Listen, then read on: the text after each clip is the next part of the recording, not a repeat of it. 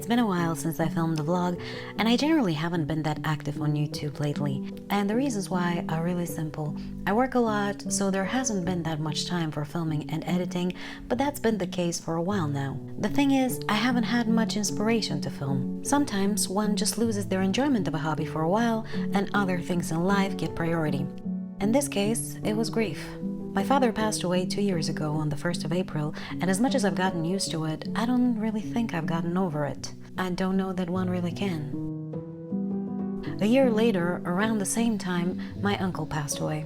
Yet another great man whom I loved and respected dearly, taken too young. So this year, a few days before that date, I started noticing a bit of dread and feeling kind of drained.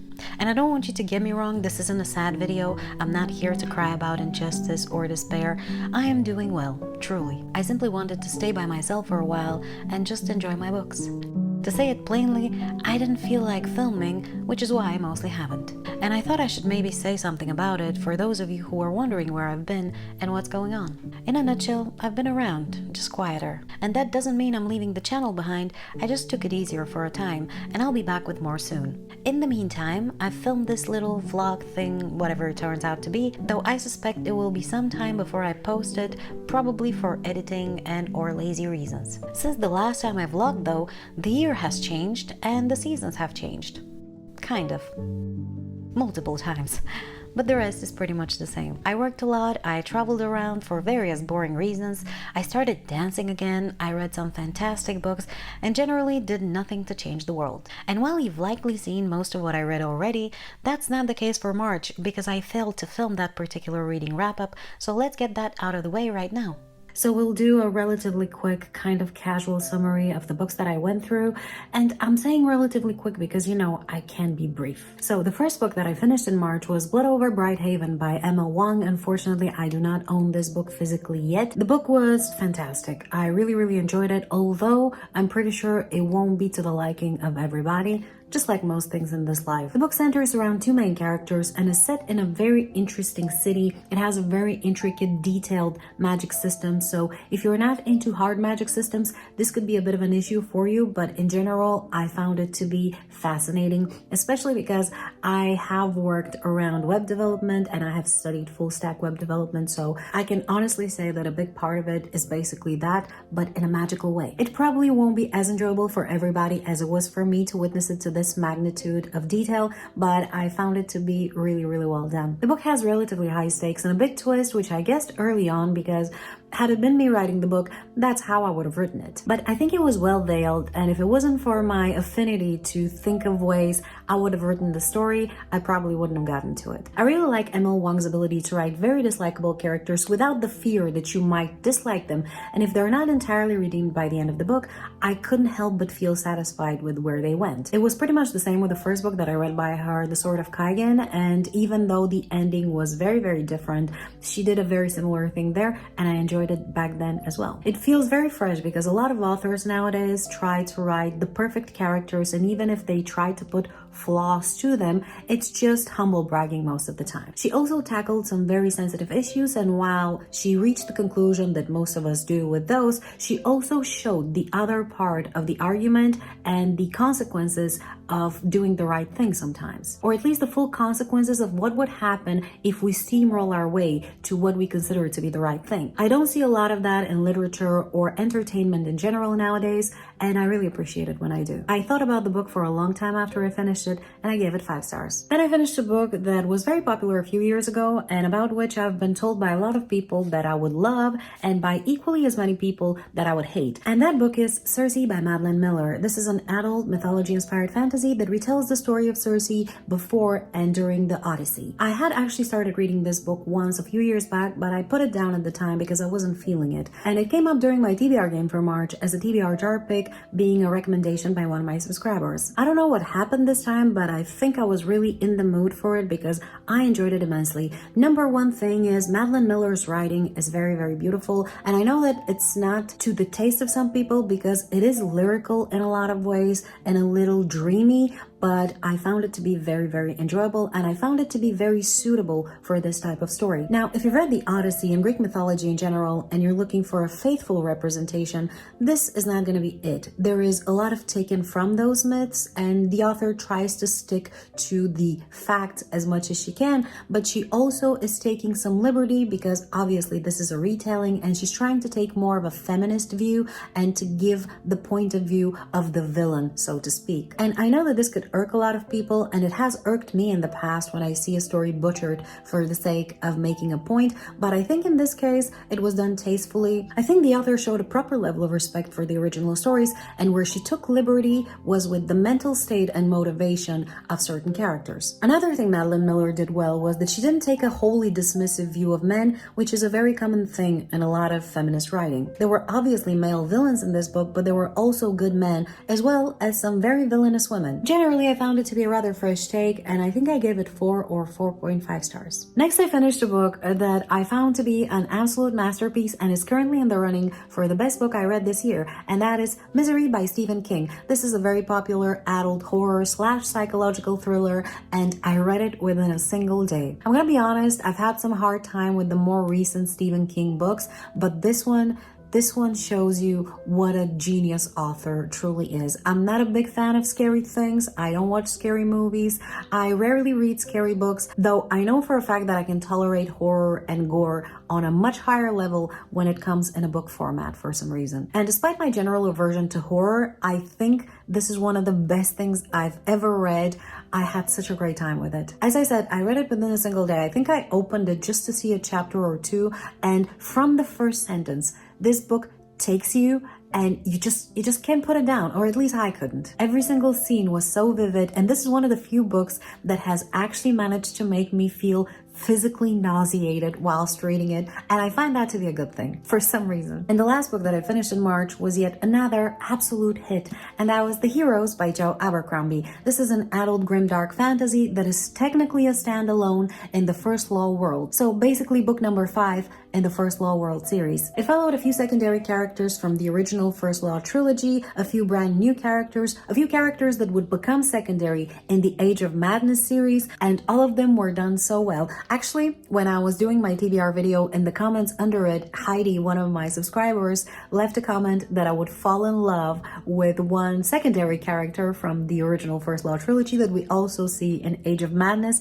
and oh my god, did I ever. She was so right. I already liked him before, but now I absolutely adore this guy. And as I said before, I loved absolutely every chapter. I think I could read every single one of them out of context and still appreciate it. It was bleak and brutal and some of the best work by the author. Now, I can't say that this is my favorite First Law book because the original trilogy is still number 1 for me, mostly because of the characters that we followed, but I think I can say with certainty that this is the best First Law book, objectively speaking, as objective as one can be when it comes to book written by one of their favorite authors, obviously. The one thing I regret is picking up The Age of Madness before I read this book, because had I not known what happens to some of the characters, I would have definitely enjoyed the book even more, though obviously it was still a great reading experience. I gave the book 5 stars. And the last book I picked up in March, and I'm still reading right now, is The Ships of Merior by Jani Wirtz. This is an adult, in my opinion, classic epic fantasy,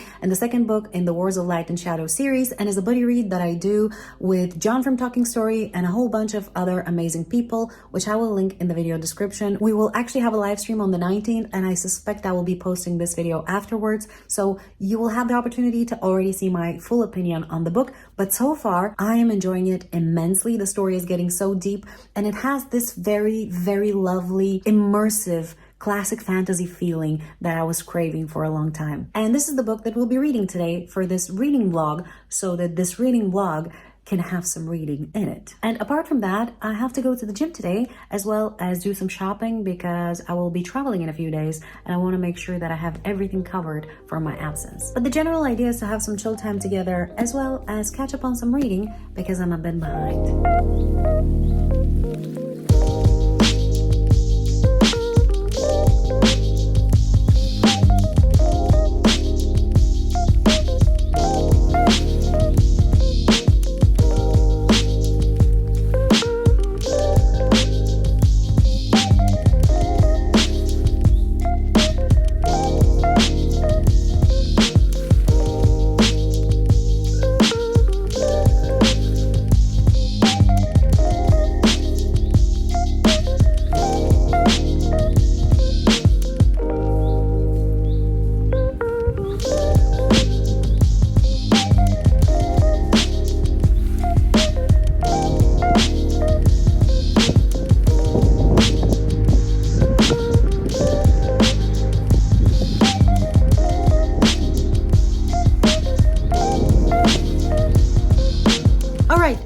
reading has been done, and I'm having a really good time with this book. Not to mention, I'm reading much quicker than I thought I would be, because as I've mentioned in prior videos, the writing style of this book is a little complicated, and saying that it's a little is the biggest understatement I've ever made. Now, I'm at about 60% of the book, and at this point we've witnessed the actions of our two main characters. I won't say protagonists because one of them is technically an antagonist, although at times it doesn't seem that way, it's very subtle. But if we juxtapose our two main characters, we see that one of them ultimately has a very good heart and very good intentions, but he's acting like a bit of a jerk. Like, he's rude towards pretty much everybody around him in his desire to be left alone and to ultimately protect them, maybe? It's not very clear at this point, but I think that's his main intention. So he's pushing everybody around him away from him. He's doing what he thinks is best, although it's not always the best. While on the other hand, we have the other guy whose intentions are just in his opinion, but his motivation is not always the most noble one.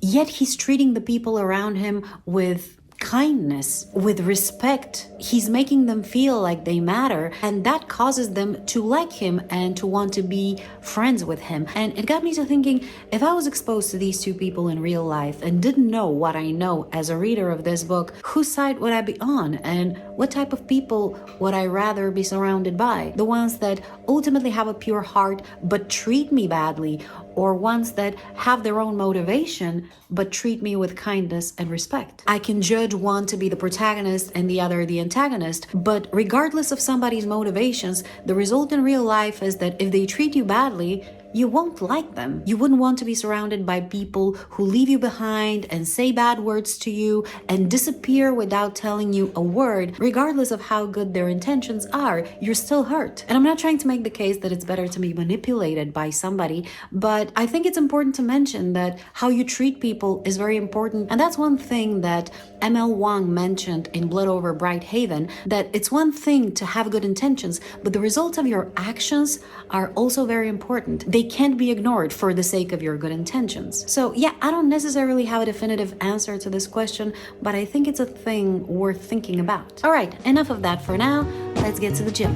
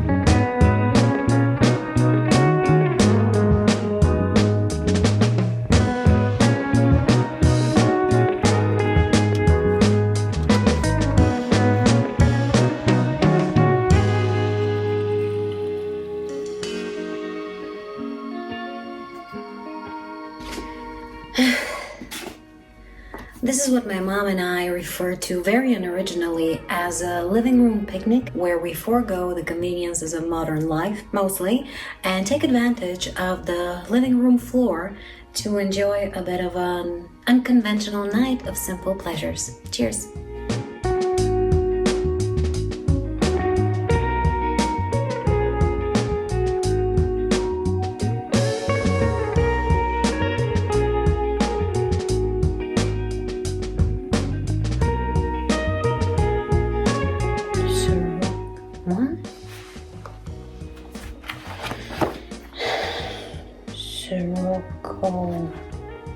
Oh, okay.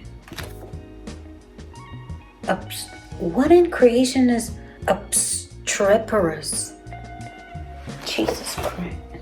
Noisy and difficult to control.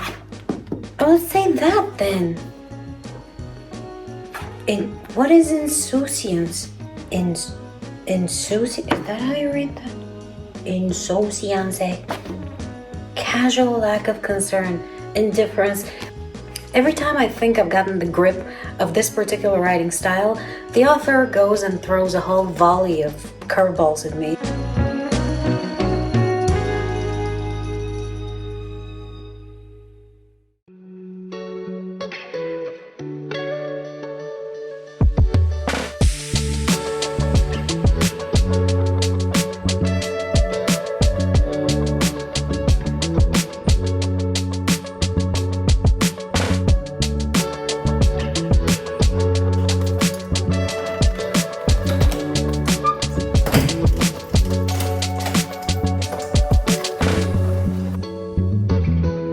Yeah, alright, I admit it, I didn't film for a few days after that last clip.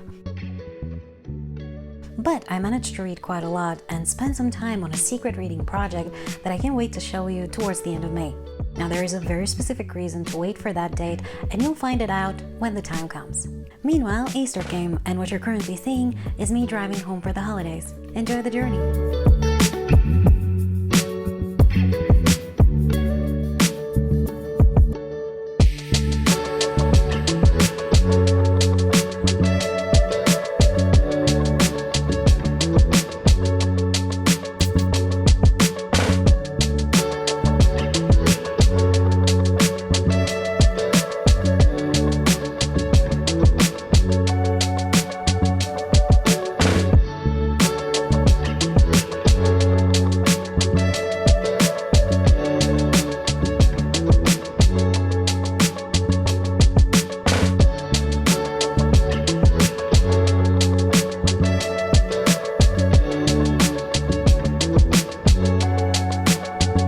Alright, so it's been a few days since last I filmed, and since then I actually was able to finish The Ships of Merrior by Johnny Wirtz, and I gave it 5 stars because I couldn't possibly give this book anything less. Such a fantastic, beautiful, meaningful story on so many levels, and while it's not the easiest thing to read, I'm not gonna lie to you, it does require a lot of attention and a lot of your mental power in order to first of all understand what's happening, but also to fully appreciate the genius of this author. I will still say that I am so happy that John from Talking Story got me to reading this series. This book is not just an objectively well-written story and a piece of art, but also a testament to the miracles that the humanity can produce when they really care about what they do. And this author really cares on so many levels. I honestly couldn't recommend this book enough, and I'll probably do an entire video on the series because I have an idea on how to make it easier for people to read it and to get into it, and I really wish so many more people would read it because it definitely deserves it. Now, in addition to that, I also finished Nemesis Games by James S. A. Corey like yesterday. I read it within 2 days. Another fantastic read, another 5 stars. This series is getting better and better, and I can't wait to continue with it. And on top of that, I also started Shadow and Claw by Gene Wolfe, which is a fantasy sci-fi. I can't tell as of right now, and I am all of 60 pages into it, and so far I am enjoying it so very much. This might be an absolute new obsession for me because from the little that I've read so far, this is something very special, and I feel like my mind is going to be blown very shortly. It already was with a few little details. It utilizes one of my favorite tropes in sci-fi, and I don't want to say which one it is because I don't want to ruin it. I think going into the book blind is the best thing you can do, which is what I did. Even though I have heard people talk about it, I am benefiting from the fact that my memory is very bad when it comes to retaining this sort of information. So while you didn't get to see a lot of me during this reading vlog, and it wasn't much of a reading vlog to begin with, I had a very good time filming these clips, and I hope you enjoyed watching them. It was a bit of a hodgepodge video because I wanted to pay a lot of attention to my reading wrap-up, which I wasn't able to post as I mentioned earlier in the video, but I also wanted to give you a little bit of a glimpse of what's going on. So I'm gonna sit here in this very nice spot and do a little bit more reading, and I'm gonna say goodbye for now, and hopefully see you soon in another video. Bye.